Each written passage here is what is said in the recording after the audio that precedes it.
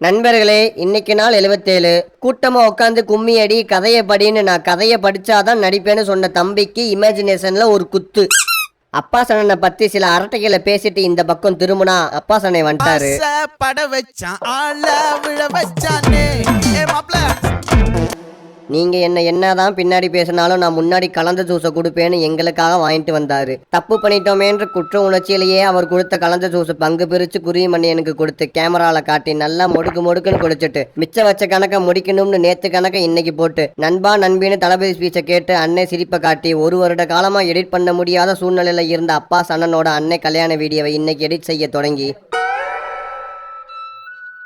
வக்கனை காட்டினவனுக்கு வாயில குத்தி அப்பா சன்னை கிளம்புன அடுத்த 5 நிமிஷத்துலயே ஷட் டவுன் பண்ணிட்டான். நண்பர்களே, இந்த குருவி மண்டைய சிங்கப்பூர் சலூன் படத்தை பார்த்துட்டு வந்து போட்டு பாடா படுத்தி எடிட் பண்ற என்கிட்ட வந்து எப்படி வெட்டணும்னு கேட்கிறான். நண்பர்களே, கஸ்டமருக்கு போட்ட போட்டோ ஃப்ரேம் ஒழுங்கா இருக்கான்னு உத்து பார்த்து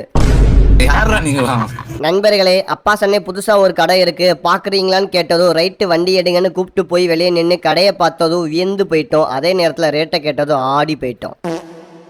படுத்துக்கிட்டு ரீல்ஸ் பாக்குற ஒருத்தன், எவ்வளவு வேலை இருந்தாலும் நான் விளையாடுவேன்னு ஒருத்தன், நான் போன் பேசிட்டே இருப்பேனு. ஐயா அப்பா சரி நீங்களா? ஐயா சார் நான் பார்க்கல ஃப்ளோல சொல்லிட்டேன்.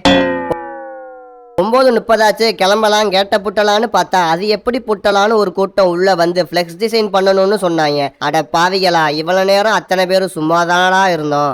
வழக்கம் போல இவங்களுக்கும் கொடூரமா தூக்கத்தோட வேலை அவசியம், வாய்ப்பு முக்கியம்னு முடிச்சு விட்டு மணியை பார்த்தா மணி 11:45. அடங்கொக்கான்னு சட்டு புட்டுன்னு போட்டுட்டு இன்னைக்கு டேவை முடிச்சிட்டோம். நண்பர்களே, கஸ்டமர்கிட்ட நம்ம போட்ட போட்டோ ஃப்ரேம் எப்படி இருக்குன்னு ரிவ்யூ பண்ணி ஒரு வீடியோ அனுப்ப சொன்னா வீடியோல அவங்க காதலை ரிவீல் பண்ணிட்டு இருந்தாங்க. ஏன்டெல்லாம் அப்படி பேசக்கூடாது, நான் டென்ஷன் ஆயிருவேன்.